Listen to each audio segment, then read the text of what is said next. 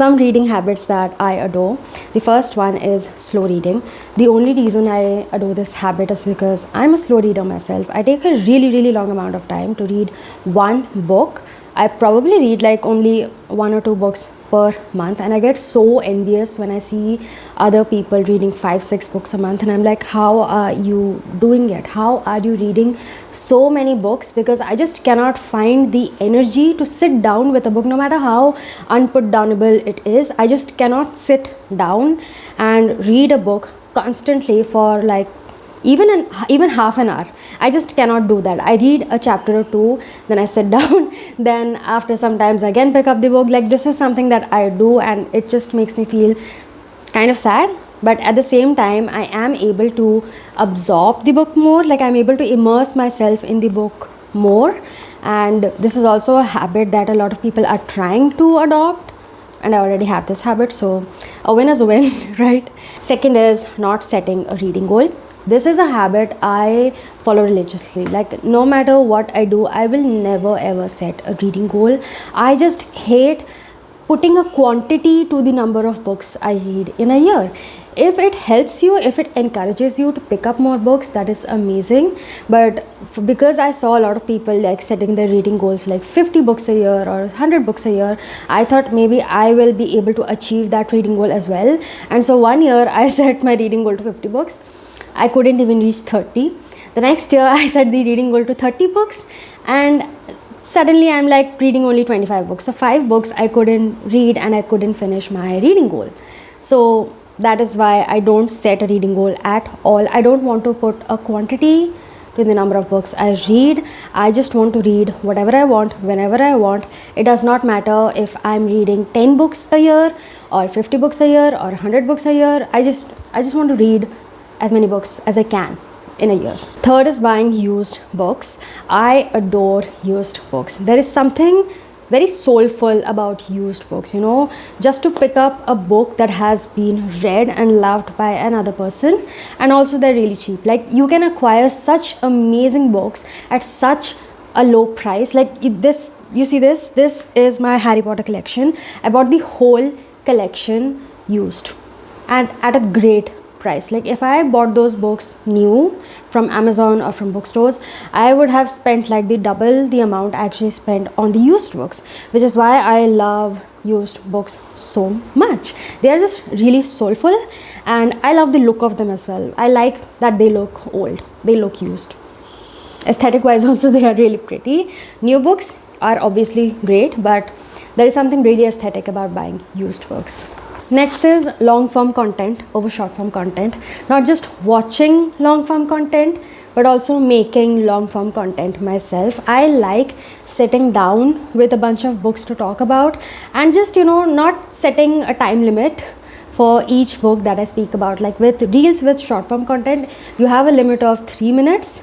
With long form content, there is no limit. You can make a video that is about 10 hours long just talking about the books you love, and no one would raise a question, you know. But with short form content, they do really well. I have made so many book recommendations these past few months, and the most views I get is like 100 or 150. But then I do the same thing in short form content, in reels under 3 minutes, which is really difficult for me, but it still ends up getting like a lot of views, reaching a lot of newer audience. And it is because of short form content that I was able to like get 300 subscribers in the past year alone, whereas before that, for 4 years, I had only gained like 600 subscribers. So in terms of reach, in terms of views, in terms of just like getting your video to newer audiences, shorts, reels works great, and that is why I engage more with that. But in my heart, I do adore long form content, and I do wish I am able to make it more.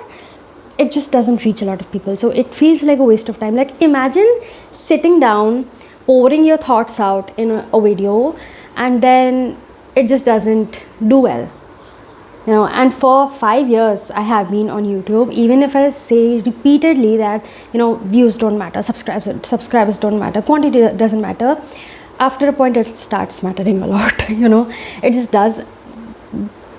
it's fine, but okay. Anyways, next is reading about a book if I don't understand it. Sometimes I end up picking books that are a bit difficult for me to comprehend.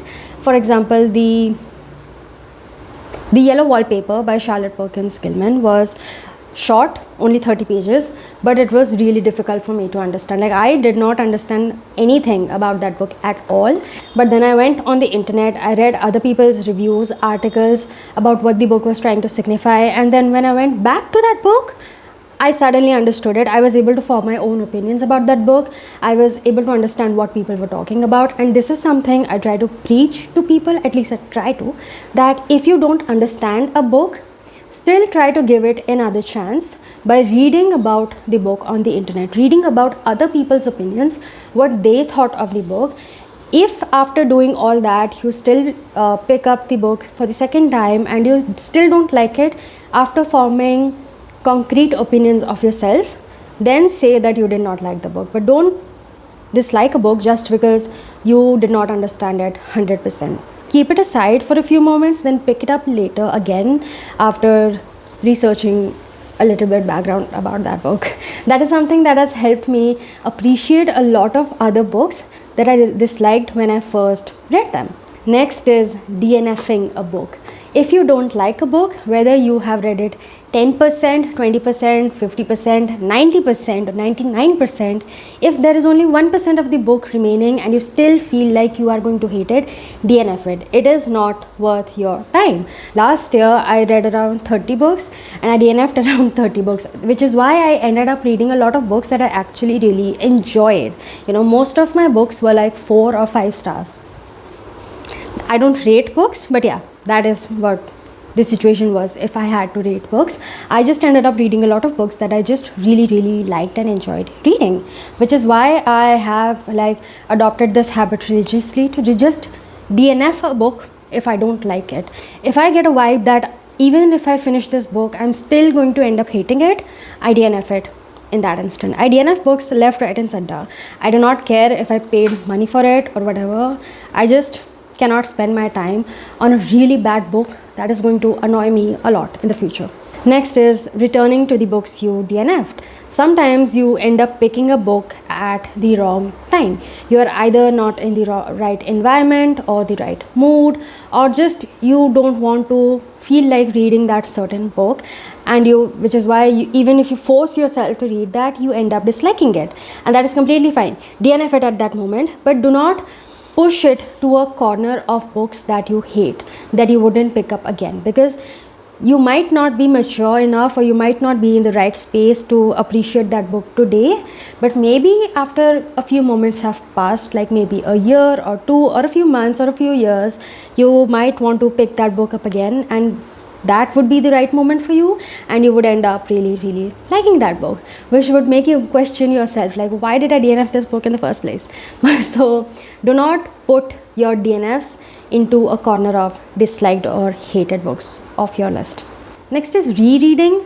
This is a very weird point to put in a list like this, because I thought everyone reread books, but apparently there are some people who don't like rereading books. Like, if they have finished rereading, if they have finished reading a book once, they are done and dusted with that book. They would never pick up that book again. Their logic is that, why would I spend my time on a book that I have already read and loved when I can go ahead and pick up a new book to read?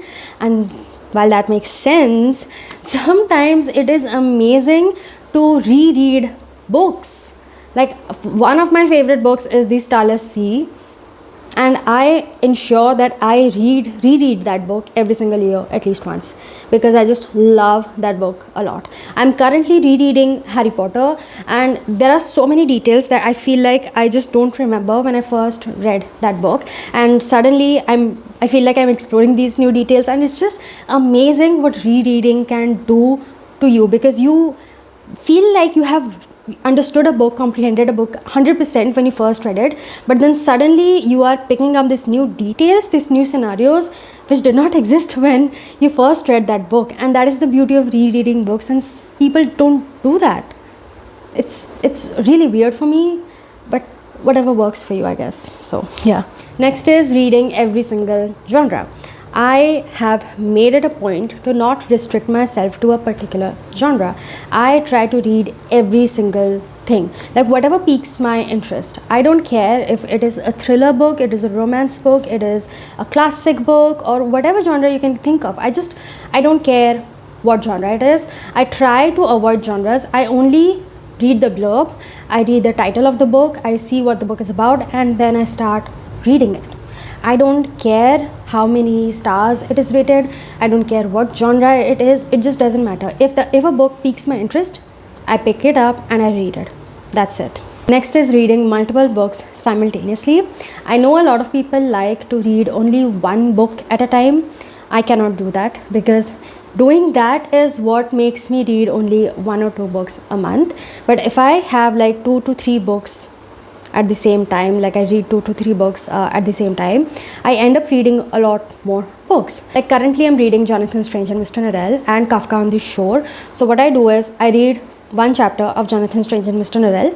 After that I move on to Kafka on the Shore and I read one chapter of that, and I do this like back and forth things just so that I can keep myself interested in both of the books for a long amount of time, and that actually helps me extend my reading session. I'm able to spend more times reading when I read multiple books at the same time, which is not something I'm able to do when I read only one book at a time.